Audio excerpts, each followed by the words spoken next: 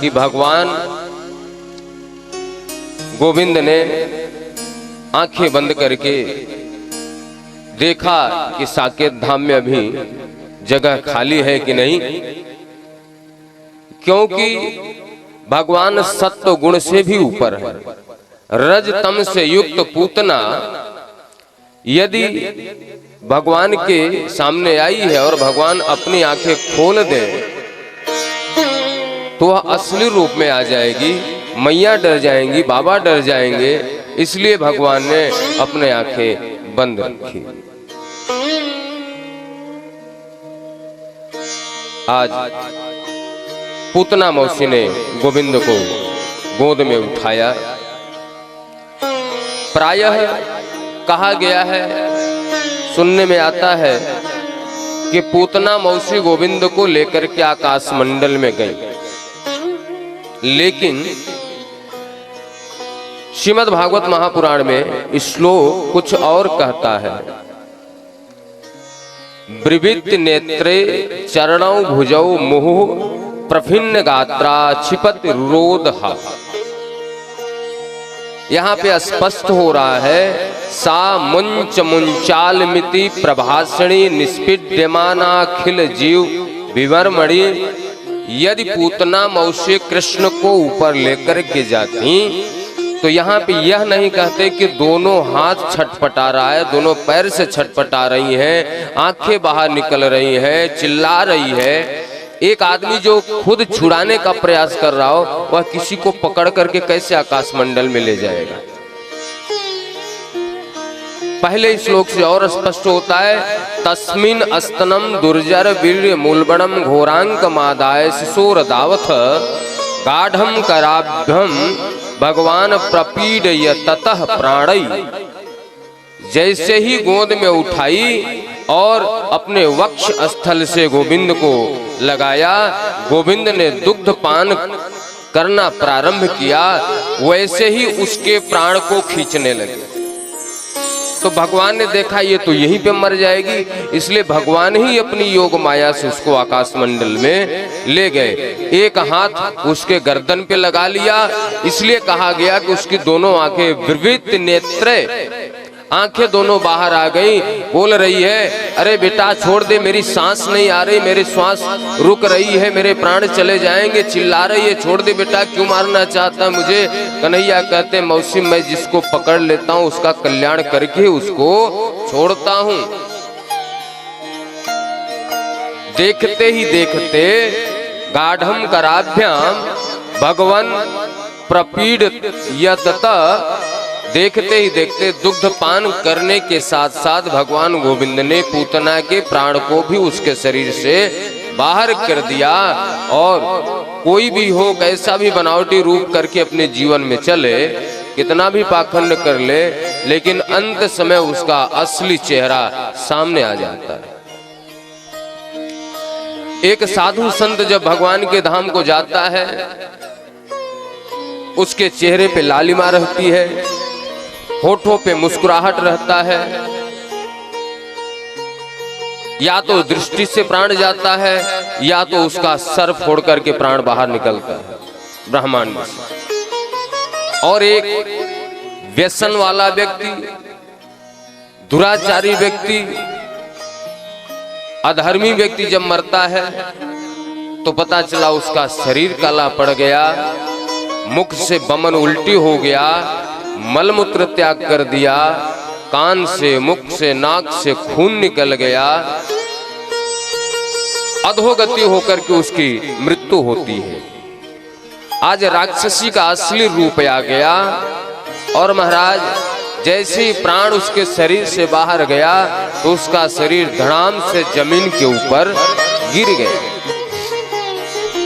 यहाँ पे वर्णन आया, पतमानोपि तद्देस्त्रि गव्युत्तर द्रुमान सुर्णया मास राजेंद्र महदासित अद्भुतम। पूतना के शरीर के नीचे जितने पहाड़ पर्वत वृक्ष आदि आए सब चूर्ण बन गए, चकनाचूर हो गए। तो कितना बड़ा शरीर था भाई उसका। 3 गव्यूत का वर्णन आया है। एक गव्यूत में 2 कोस, 3 गव्यूत में हो गए 6 कोस, एक कोस में 3 किलोमीटर तो 6 कोस में 18 किलोमीटर। पूतना का शरीर 18 किलोमीटर लंबा था, उतना ही चौड़ा भी होगा उसी के हिसाब से। तो पूतना तो मर गई, लेकिन उसका शरीर पहाड़ जैसा प्रतीत हो रहा है और उसके वक्ष स्थल पे सीने पे बैठ करके गोपाल अभी दुग्धपान कर रहे, नाटक कर रहे। इतनी जोर की आवाज भई, सबरे ब्रजवासी आए गए, लाला कहाँ को गए, लाला कहाँ को गए, मैया आ गई, अरे मेरो 1200 कन्हैया कहाँ को गए। महाराज सबरे ब्रजवासी आगे पीछे घर के दौड़ के देख रहे हैं, तो एक पहाड़ के ऊपर बैठ करके गोविंद अभी दुग्धपान कर रहे हैं। उसका शरीर पहाड़ जैसा था। अब सब सोच रहे इस राक्षसी का क्या करें, कन्हैया को कैसे उतारें। तो सिद्धि लगाया गया, सिद्धि लगा करके गोपाल जी को नीचे उतारा गया। पूतना के शरीर को क्या करें, तो उसको महाराज कुल्हाड़ी से काटा गया। कई खंडों में उसके शरीर को काट करके कई चिता बनाई गई, उस पे रख दिया गया, उसमें आग लगा दिया गया।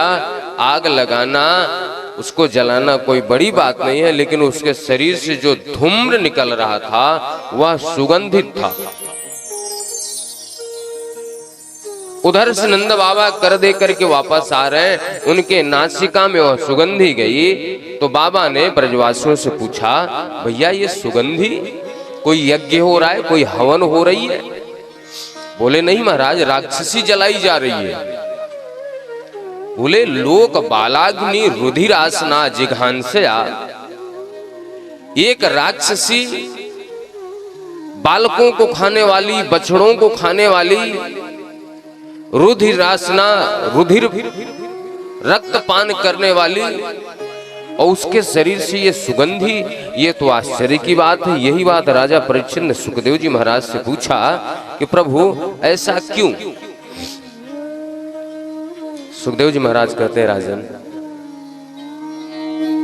प्रभु का नाम लेने से यदि कल्याण हो सकता है, तो यहाँ पे तो प्रभु ने स्पर्श करके दुग्धपान किया है। भगवान से, गोविंद से स्पर्श हो गया, इसके बाद भी उसके शरीर में विकार रहेगा क्या?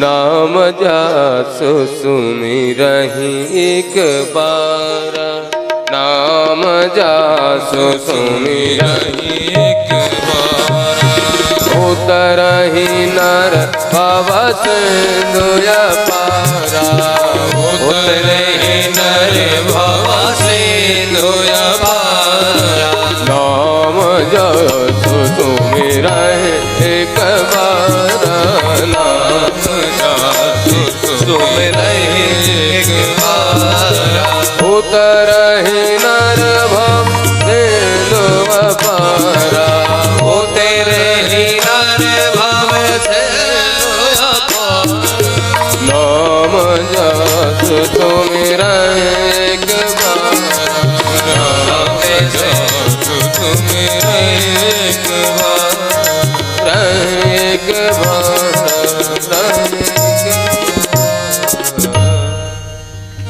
एक बार नाम सुमिरन करने से कल्याण हो सकता है। नर सिंधु, यह संसार सागर से मनुष्य जा सकता है पार। तो यहाँ पे तो भगवान ने उसको स्पर्श किया, तो उसका शरीर भी तो दिव्य हो गया। महाराज इधर मैया लोग गोपाल को लेकर के आई, लाला को किसी ने नजर लगा दिया है, जादू टोना कर दिया है, तो गौशाला में लेकर के गई। छोटे से 1200 कन्हैया अभी छठी के अंदर है, 6 दिन के अंदर है। मैया ने क्या करी, गोमूत्रेण स्नापयित्वा पुनर्गोरज सार्भकम, गाय माता के मूत्र से, गोमूत्र से गोविंद को स्नान कराया जा रहा है। पुनर्गोरज सार्भकम, गाय के चरणों की जो धूली होती है, खुर पग की धूली होती है, वह पीठ पे मालिश कराया जा रहा है। और गोविंद को गोद में लेकर के मैया कर रही है, इंद्रयाणी ऋषिकेश प्राणान नारायणोवतु, गोविंद के इंद्रियों की रक्षा ऋषिकेश भगवान करें, प्राण की रक्षा नारायण भगवान करें। श्वेत दीप पति चित्तम, चित्त की रक्षा श्वेत दीप लोग करें, मन की रक्षा योगेश्वर भगवान करें। खेलते समय माधव, हंसते समय गोविंद, रोते समय केशव भगवान।